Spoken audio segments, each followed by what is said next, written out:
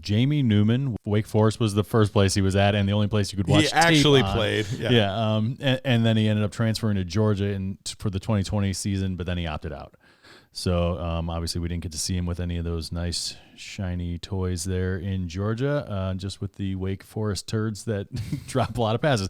Well, and you got to imagine too, Wake Forest's system itself is just that one read system. So it's a very, again, you're talking about a guy with 1 year in just a system, right? Like Wake Forest's offense was just that one read system, and that's it. Just don't go through your reads really. Just find this guy and go. And you saw him doing that, and and you see him play. He stares down his receivers because that's his one read system. That's what they're supposed to be doing. But he's 6'3", 235 pounds. He's a very mobile guy. He had over 500 yards rushing in 2019.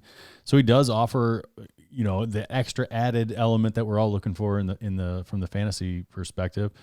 And I thought, obviously he threw for 60%, almost 61%, and there were passes that were hitting the ground, quite a bit from the wide receivers, at least on the tape that I noticed. So I think that could have been even better, and a lot of his numbers could have been bolstered a little bit. But 26 touchdowns, 11 interceptions, so he's a little loosey-goosey with the football, but he's got a nice quick release. I think he delivers a pretty accurate ball. Good spiral. Yeah, he's got a nice little spiral. And he could probably work on some of his touch passes. I feel like those, he's more accurate when he's letting it rip, and I think they can, when he's kind of lofting him a little bit, he has a tendency to throw him a bit high. But there's a lot to like here. Unlike Kyle Trask, where there's not a lot of tools there that none of them are shiny. Jamie Newman, on the other hand, has got some nice shiny tools. I think he just needs to refine some stuff and maybe get some good NFL coaching and some good weapons. And I think he could be a much better prospect. I agree. So. Last episode, you're like, I don't like him at all. Yeah. And I said it kind of like the Colin Mond, like, oh, well, there's Jamie Newman. He reminds me of that because, like Matt said, like he's in this bad system. Guys are dropping footballs, one read system.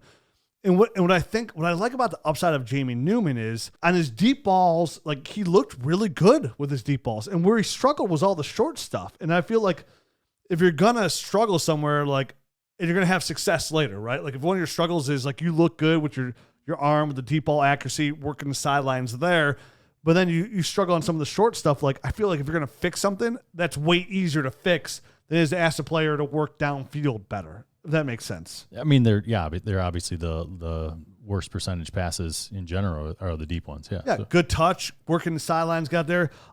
His guys consistently had chances on the outside, but then you would see him when you get down to the short stuff here is like those short intermediate throws.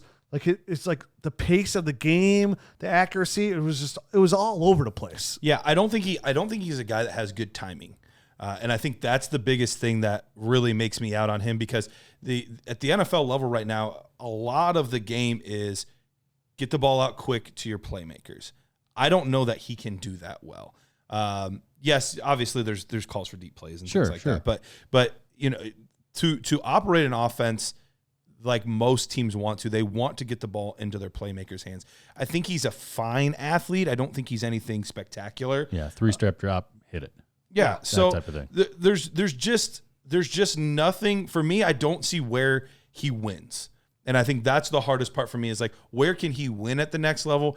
I guess maybe as an athlete, but like I said, I think he's just a fine athlete. I think that's it. Yeah, so, I'm not sitting here preaching go draft Jamie Newman by any means, but it goes back to our super flex kind of categories. Sure. Like if we're looking upside, like Kyle Trask or Jamie Newman, they're both super late. It's like, all right, just give me Jamie Newman on the upside. Like I get that. I think I'm probably cutting both in a couple of years, but give me the upside because Kyle Trask is going to end up like a guy like Chase Daniel, and Chase Daniel, and even in Superflex leagues, is not on rosters. You know what I mean? Sure. I think if I were to look at a team like a guy like, hey, run my system. We talked about Belichick earlier. If Trask were to go there, like he could be viable as your second to third quarterback. And we thought about that. Who was the quarterback on New England that they drafted? And we thought Jared Stidham. Yeah, like Stidham could be that guy. And you know what I mean? That was exciting about him. Like Jared Stidham in this system could be that guy. Right. And it's just he wasn't good enough. Like again, I think I get the argument for the upside. I just don't I just don't like him. Like just watching him play, watching him throw, and it just doesn't look natural to me. Listen, I get it. It's just I'm the opposite. I see the upside there. Okay. Same thing where Trey Lance is like a limited, like there's such a limited game on him. There's such a limited game on him as well. Well, at least when I saw him, like I don't think he's great, but like I could see him. There were some tools that I liked. That's what I could find success. Right, absolutely. You know what I mean? Like if I want to sit here and be like a Jamie Newman truther, like everybody's sitting here and argue Kellen Mond. That's the thing. I see the similarities close enough. Is like I'll just make the same arguments. Sure. You know what I mean? Sure. That's how close it was for me. And Kellen Mond's going to probably be a second round pick in Superflex leagues or like 3-1, 3-2.